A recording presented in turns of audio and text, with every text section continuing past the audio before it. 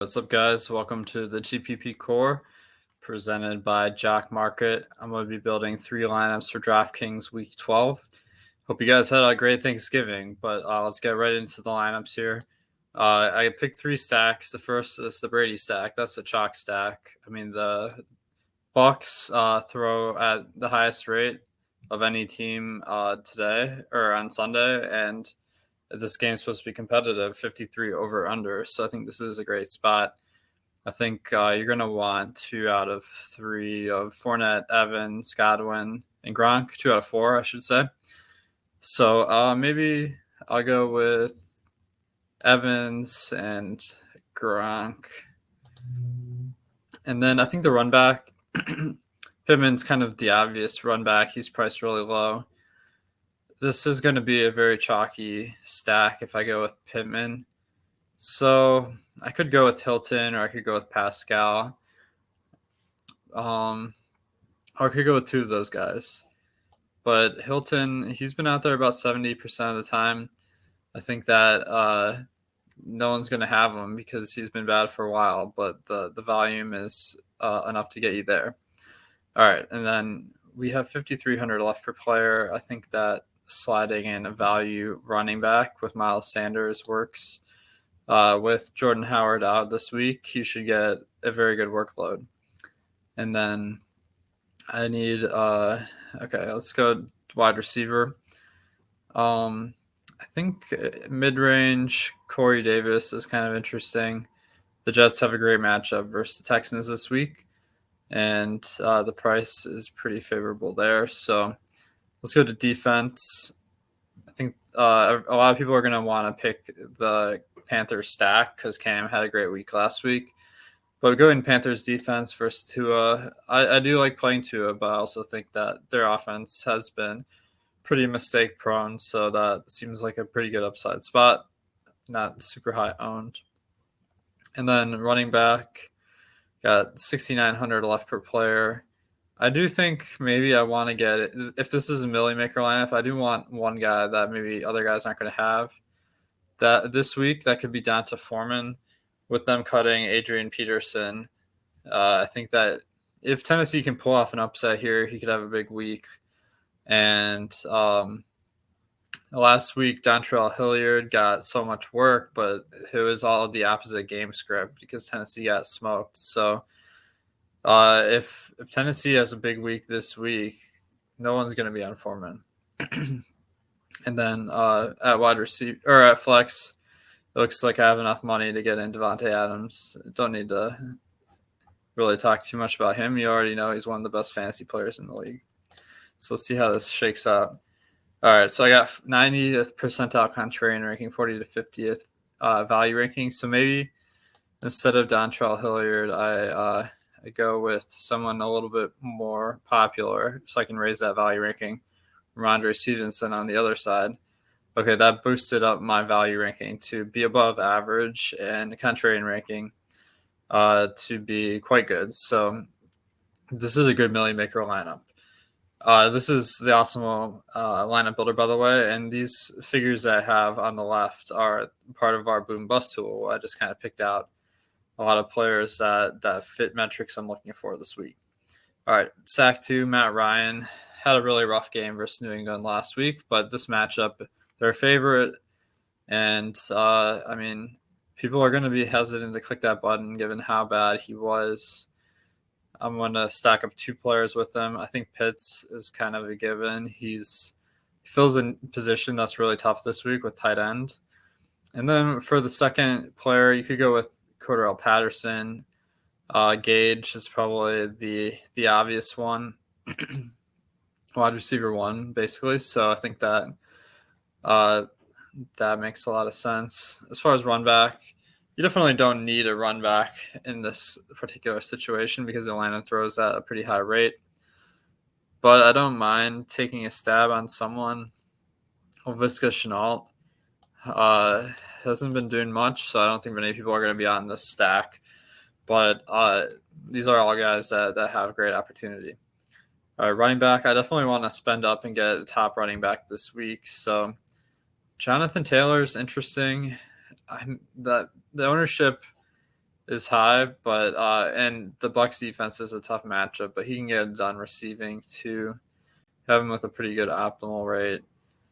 Or Dalvin Cook, a little bit cheaper, a little bit lower optimal. Let's just go with Taylor for the moment.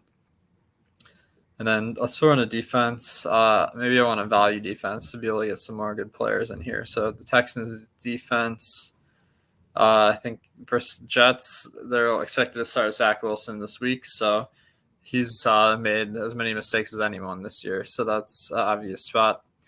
For value, I kind of do like Ty Johnson, but I do actually maybe I'll pivot off the Texans defense, go Ty Johnson, and then go with the Steelers defense.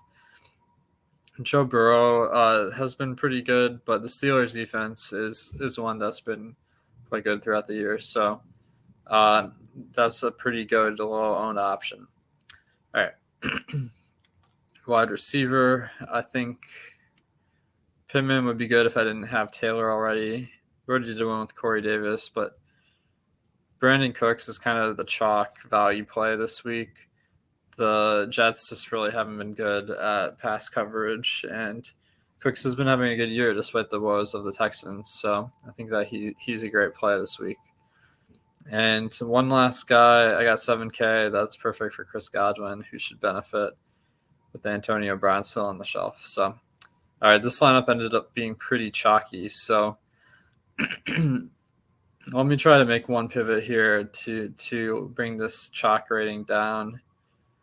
All right, so maybe if I go from Jonathan Taylor to Dalvin Cook, I'm saving some ownership there. Okay, so that really significantly raised my value ranking, but I don't want to leave 1K on the table. So if there's someone around 8K, I could swap out Godwin.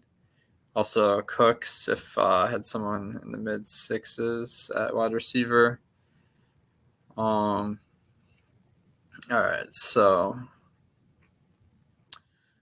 maybe I'll just spend up at defense just because I don't see any obvious pivots and get the Eagles. Daniel Jones has been having a rough go of it recently, so I think that's a good spot. Really good value ranking, and that's our projection, and then contrarian ranking above average. So I like this lineup. Lineup 3, Ben Roethlisberger. He's kind of my sleeper play this week just because the Steelers, they are really bad at rushing, so they're going to have to throw a lot. And that can trump effectiveness sometimes. So if you get like 40-plus passing attempts with Roethlisberger, that could be huge PPR scores and throwing 2 to 3 touchdowns, and you got a low-owned, cheap winning stack potential. So there's 3 guys I'm looking at stacking with Roethlisberger, Claypool, Johnson, Freiermuth. I think they're all pretty solid. Claypool looks like he's the lowest owned, so I'll go with him. And Johnson is probably the best. So tight end is pretty tough this week. Maybe I'll go with Freiermuth and fade Johnson. A little bit risky, but this is a GPP lineup. So run back. I think I want to run it back because I want Cincinnati to have a decent enough game. So T. Higgins, very cheap this week. I think that's a solid play. I've saved a lot of money with my stack, so I can get some good players at running back. Christian McCaffrey stands out as someone that, I mean, probably one of the best running backs in the league. The fit with Newton isn't the greatest as far as maximizing his fantasy scoring potential, but still very good. And then let's throw in a defense here. I mentioned I like the Texans defense. Let's just go with that because we don't have to get a value running back Ty Johnson in this lineup. All right. I like James Robinson. I think that he's got some of the better volume in the league, and Atlanta has been having a really rough go. So even though I like the Atlanta stack, I also like taking some lamps with Robinson. And then at wide receiver, maybe I'll throw in all right, so we got I like Gage as a one-off just because he's so low owned, and Robinson does have a big game, it's not hard to see Gage getting a number of targets. Got 6,500 left. I don't see anyone really jumping out on my short list here, so let's just go down the list. Devonta Smith, 6,400. All right, so A.J. Dillon would be fantastic if Aaron Jones doesn't play this week. Eli Mitchell is kind of a good, interesting value option. Actually, I could just stack up Deontay Johnson, get 3 Pittsburgh guys. That worked out big time for me last year, so that would be something I consider. Maybe I'll just throw in Pittman in this lineup, and then I probably want to use this 900 elsewhere. But these aren't lineups you want to put in directly anyway. But this one is a great start to a lineup because much more contrarian than average, and still the projection is quite high. So, guys, I hope this gave you ideas for some DraftKings lineups for this week. I want to mention our sponsor, Jock Market.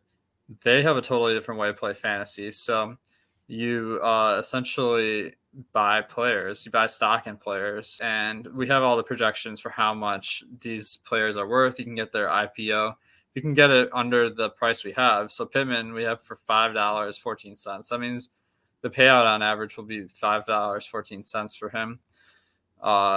So if you can get him for $4, you're going to make a profit on average. Or if you take a stud like Jonathan Taylor, $9, he gets $25 if he's the highest scoring player. So I think it's a fun way to play fantasy, and use the promo code AWESEMO for a free deposit bonus there.